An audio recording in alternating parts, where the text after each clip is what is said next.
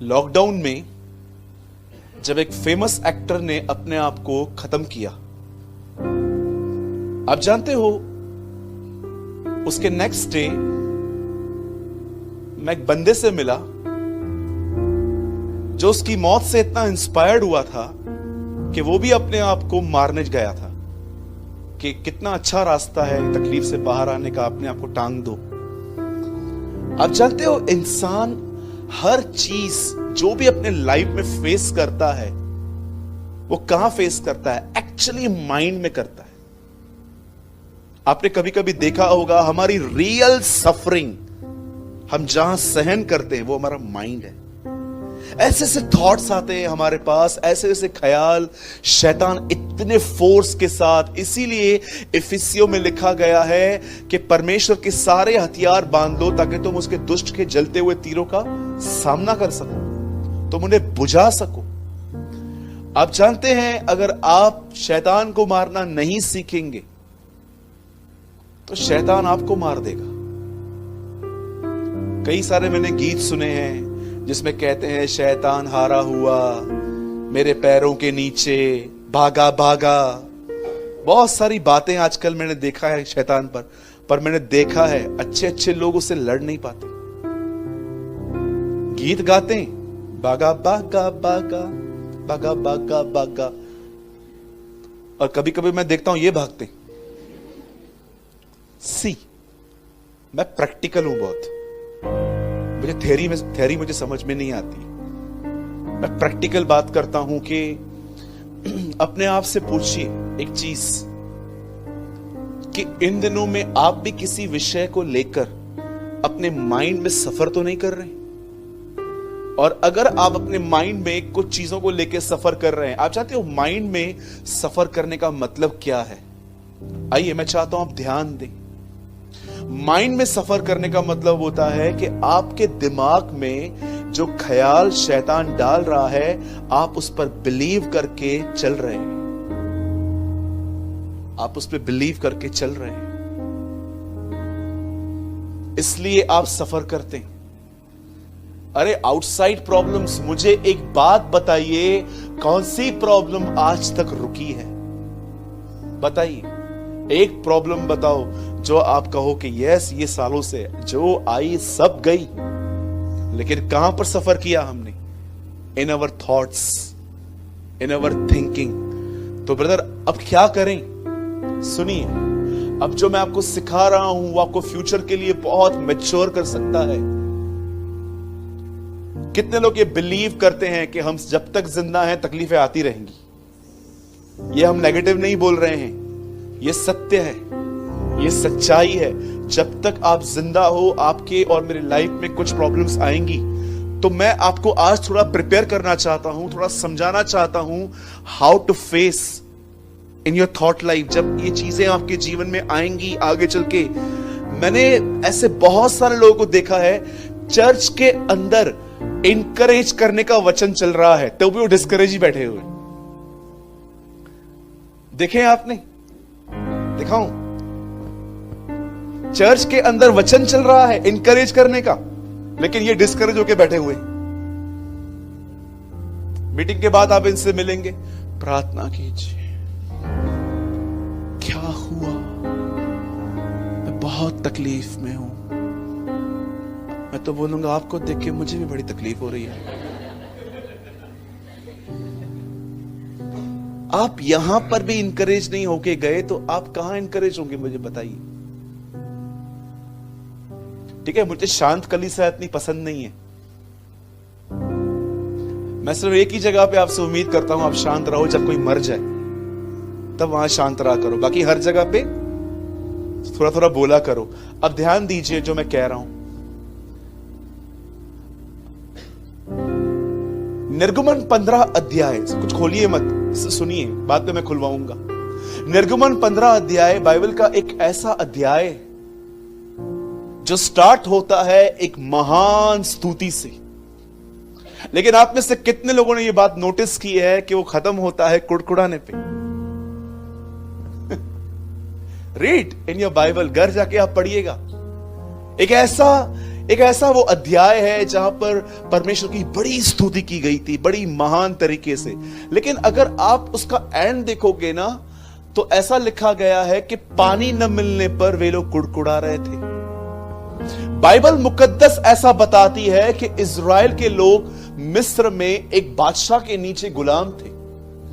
परमेश्वर ने मूसा को कहा कि मेरे लोगों को निकाल और इस पहाड़ पे ले आना, ताकि मैं तुम्हें यहां पर अपने विधि और अपने नियम तुम्हें दे सकूं। और बाइबल बताती है मूसा उन्हें वहां पर 10 बड़ी बड़ी विपत्तियां इस मिस्र पे डालकर वहां से उनको निकाल ले आया। और निकालने के बाद जब बाइबल ऐसा बताती है कि वो एक प्लेस पे पहुंचे जहां पर ऐसा लिखा गया है कि वहां का जो पानी था वो ठीक नहीं था, और उन लोगों ने, इज़राइल के लोगों ने खुदावन के सामने कंप्लेन करना स्टार्ट किया। मैं नहीं जानता हूं आप में से कितने लोग कंप्लेन को बहुत छोटी सी बात समझते हैं, पर आप जानते हो जब भी आप शिकायत करते हो कि life is unfair with me, जीवन मेरे साथ अच्छा नहीं है, लोगों ने मेरे साथ अच्छा नहीं किया, ये किया वो किया, आप जानते हो जब भी आप कुड़कुड़ाते हो, कंप्लेन करते हो, तो एक्चुअली आप परमेश्वर को यह कहते हो कि आपने जहां मुझे रखा है गलत किया है, आप उसकी इच्छा के विरुद्ध जाते हो। एक मसीह व्यक्ति को कंप्लेन करने का कोई हक नहीं है। आप देखिए बातों बातों में आप कितनी शिकायतें करते हो। परमेश्वर की यह मर्जी थी कि वो जंगल से निकलें, लेकिन जब वो कुड़कुड़ाते थे तो परमेश्वर को यह कहते थे कि हम तेरी मर्जी में नहीं रहना चाहते। You know, whenever you complain, जब भी आप शिकायत करते हो, आपको लगता है आप छोटी बात कर रहे हो। जी नहीं, आप परमेश्वर की ठहराई हुई योजना का अपोज करते हो। खुदा ने आप में से हर एक को कहां रखा है? आपको क्या लगता है? डिफिकल्ट देवरानी, डिफिकल्ट जेठानी, डिफिकल्ट हस्बैंड मिला है मुझे, मेरे बच्चे मुझे सुनते नहीं है। आपको क्या लगता है खुदा ने अगर आपके आसपास ऐसा माहौल रखा है तो क्या रीजन है? मैं आपको बताना चाहता हूं, खुदा ने ठहराया था कि वो जंगल से निकले। अपने जिंदगी में थोड़ी थोड़ी चीजों के लिए कुड़कुड़ाना, कंप्लेन करना बंद कीजिए और धन्यवादी बनिए। परमेश्वर को कहिए प्रभु धन्यवाद हर चीज के लिए। मुझे 3 दिन से खांसी थी, मैंने प्रभु को कहा प्रभु धन्यवाद मुझे कोविड नहीं है। मैं जब ट्रेन में आता हूं खड़े होके, तब मैं खुदा से ये नहीं कहता हूं कि मैं ट्रेन में आ रहा हूं, मैं खुदा को यह कहता हूं खुदा मैं आपका शुक्र करता हूं कि ट्रेन चालू है। बी अ पॉजिटिव एटीट्यूड, हमेशा अपने अंदर एक सकारात्मक मन रखिए, हर चीजों के लिए धन्यवादी बनिए। मेरा एक फ्रेंड है, अमीर बनने की बड़ी ख्वाहिश है उसमें, सुबह से लेकर रात तक मेहनत करता है। मुझे हमेशा कहता है ब्रदर,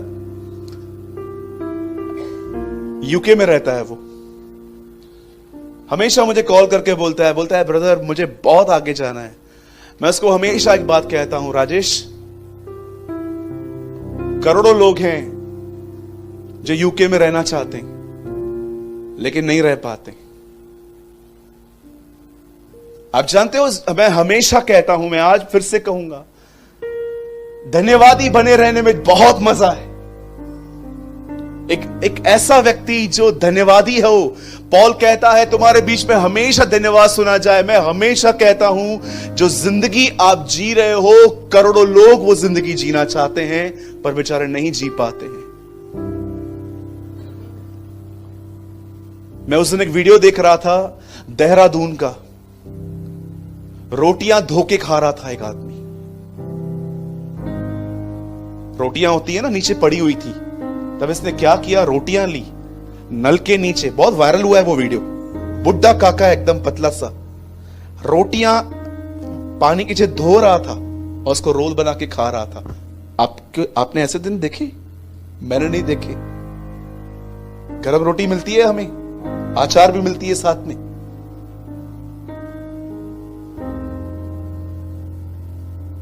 ये बंद कीजिए थोड़ी थोड़ी बातों पे कंप्लेन करना, ये नहीं है वो नहीं है वो नहीं है, और धन्यवादी बनिए।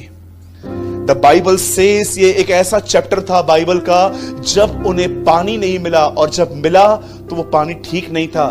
तब बाइबल ऐसा बताती है कि परमेश्वर मूसा को कहता है एक काम कर, वो लकड़ी देख, उस लकड़ी को काट। और बाइबल बताती है जैसे उसे लकड़ी पानी में डाली, वचन कहता है कि वो पानी ठीक हो गया, अच्छा हो गया।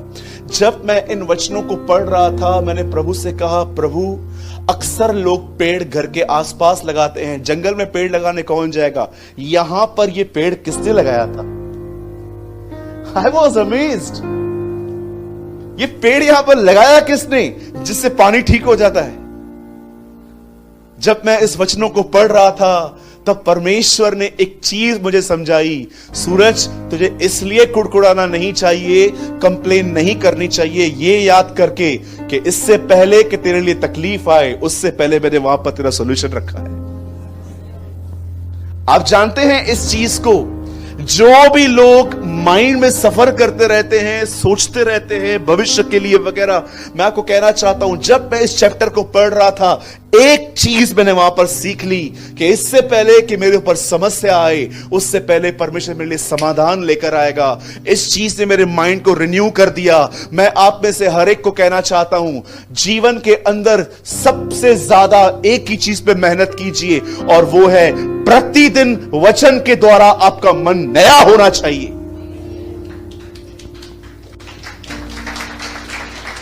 और किसी चीज में आपको इतनी मेहनत नहीं करनी है, अदरवाइज मैं आपको सच कहता हूं, लाइफ टाइम चीजें ऐसी ही रहेंगी। देखिए, मैंने बाइबल का एक चैप्टर लिया, उसे पढ़ा, मेडिटेट किया, और मेरा माइंड जो था, मैंने नोट्स नहीं बनाए पहले। आजकल लोग, आपने देखा होगा, बाइबल पढ़ के लोग नोट्स बनाते हैं, अच्छी बात है, फिर उनको दूसरों का, आजकल का प्रॉब्लम, सबसे बड़ा प्रॉब्लम जानते हैं क्या है? सबको सिखाना है, सबको सिखाना है, आज सबको सिखाना है। सीखने वाले बहुत कम है, सिखाने वाले बहुत ज्यादा है। ये मैसेज टाइप करेंगे, व्हाट्सएप पे उसको भेज देना है, ग्रुप में भेज देना है, फेसबुक पे डालना है, ये करना है, वो करना है। ये सारी बातें अच्छी हैं, पर मैं आपसे पूछना चाहता हूं, कौन सा वो वचन है जो आपने लिया और आपके माइंड को रिन्यू कर रहा है वो वर्ड? सोचिए, कभी आपने सोचा है वचन पढ़ते पढ़ते पढ़ते पढ़ते अब तक वचन आपने ठीक से समझा भी नहीं है, पर आपको शेयर करने का मन क्यों कर रहा है? आपने उसको लिया है अपने लिए? क्या आपने उसको कम से कम 2-3 दिन मेडिटेट किया है अपने जीवन के लिए? आपके अंदर क्यों लस्ट है इतना सिखाने की? आपने उसको पहले अपने लिए टीच किया? मैंने देखा है, लोगों को वर्ड मिलता है, सेम डे शेयर कर देते हैं। अरे क्या तुमने खुद मेडिटेट किया अपने लाइफ के लिए? ये वर्ड मिला, चलो शेयर करेंगे, ये वर्ड मिला, ये शेयर करेंगे। मैं जो पोस्ट डालता हूं फेसबुक पे या यूट्यूब पे, आप ट्रस्ट कीजिए, मैं एक हफ्ता पहले उसे खुद के लिए मेडिटेट करता हूं, क्योंकि वो पहले मेरे लिए मिला था। परमेश्वर कई बार आपसे बात करता है और आप उस बात को खुद के लिए नहीं लेते हो, सीधा दूसरों से शेयर कर देते हो। डाल दो फेसबुक पे, डाल दो व्हाट्सएप पे, डाल दो स्टेटस पे, डाल दो यहां पर। अरे मूर्ख व्यक्ति, पहले खुद के लिए मेडिटेट कर। क्यों माइंड रिन्यू नहीं हो रहा है इन दिनों में आजकल? जरा सोचिए, कोई आपको सताता है, आप अपने कलीग के पास जाके कहते हैं ये व्यक्ति क्या कर रहा है, क्या तुमने दुआ की उसके लिए? नहीं की। क्यों नहीं की जानते हो? क्योंकि तुम्हारे माइंड में ख्याल ही नहीं आया अपने सताने वालों के लिए प्रार्थना करो, क्योंकि तुमने वचन पढ़े ही सिर्फ पढ़ने के लिए हैं, पर तुमने उसे कभी मेडिटेट ही नहीं किया है। मैं आप में से हर एक से पूछना चाहता हूं, चलिए, जितने भी लोग हैं लाइफ में, ऐसे लोग हैं जो थोड़ा आपको टीज करते रहते हैं, क्या आपके लिए, क्या आपके अंदर उनके लिए ख्याल आते हैं? इनके लिए प्रेयर करो पहले। क्यों नहीं आते? क्या रीजन है?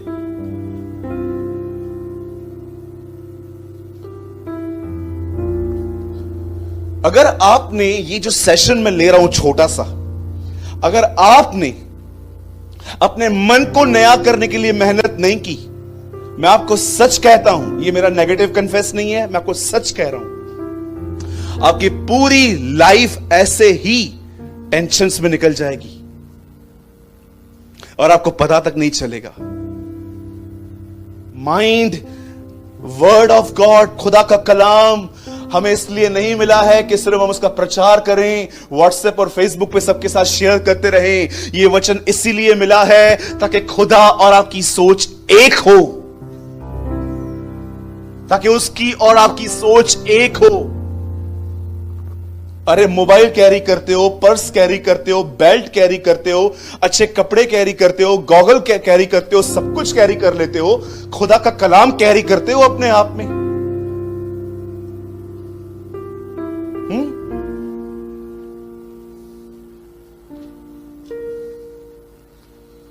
जरा सोचिए। मैं कल रात को बैठ के सोच रहा था, प्रभु कल रेजरेक्शन डे है,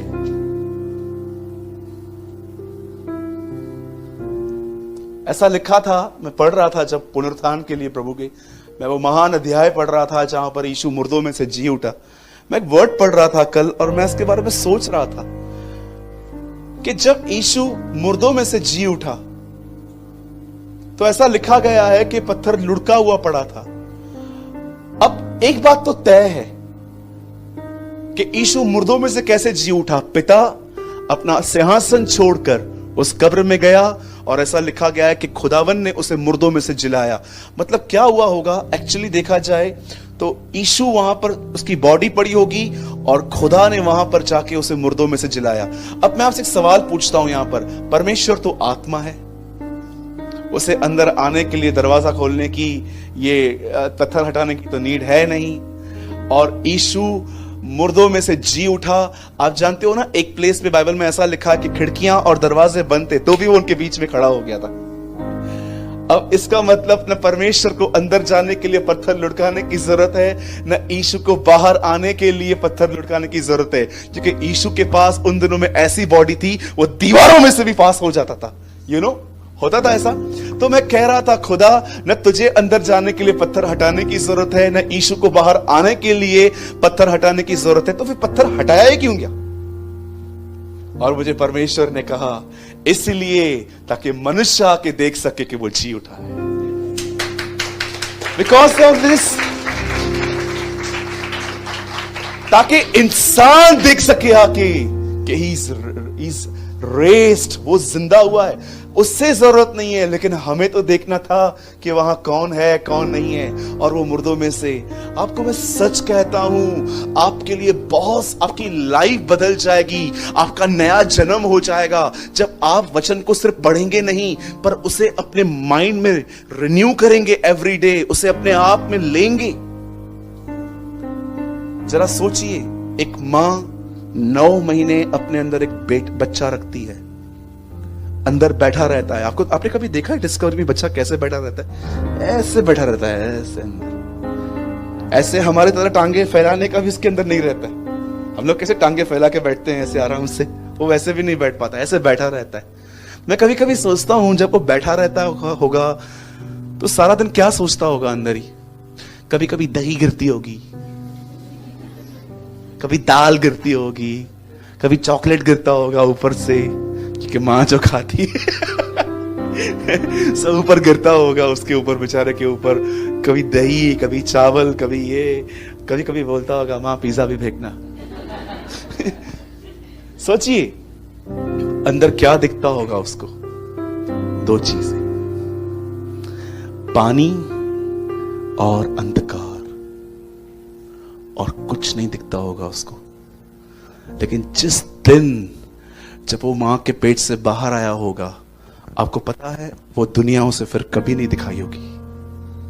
अब वो एक नई दुनिया में आ गया, सब रोशनी। ये होता है नया जन्म। जब आप परमेश्वर के वर्ड को लेकर उससे मेडिटेट करते हैं, ये वही दुनिया जो आप देख रहे हो, ये वही दुनिया है जो आपके लिए नई हो जाती है। इसे कहते हैं, अगर जो मसीह में है, अब जो मसीह में है, वे नई सृष्टि है, पुरानी बातें बीत गई, अब देखो सब कुछ नया हो गया। किसने नया किया आपकी और मेरे लिए? वचन ने। तो मैं आप में से हर एक को इनकरेज करना चाहता हूं कि आपके प्रॉब्लम का सॉल्यूशन पहले ही खुदा के पास है। पैनिक मत होइए, घबराइए मत, डरिए मत, खुदा आपके साथ है। और मैं आप में से हर एक को, जितने भी लोग यहां पर आए हैं, सुनिए, प्लीज मेरी आपसे विनती है, अगर आप यहां पर एक अच्छी जिंदगी, एक प्योर लाइफ जीना चाहते हो, थॉट्स में, विचारों में, मैं आप में से हर एक को कहना चाहता हूं, हर दिन वर्ड को लीजिए, उस वचन को लेके सोचिए, उस वचन को खाओ, उस वचन को अपने अंदर लो, उस वचन को अपने अंदर रखो। इस तरह अपने माइंड को एवरी सिंगल डे रिन्यू करिए, इस तरह अपने मन को नया कीजिए।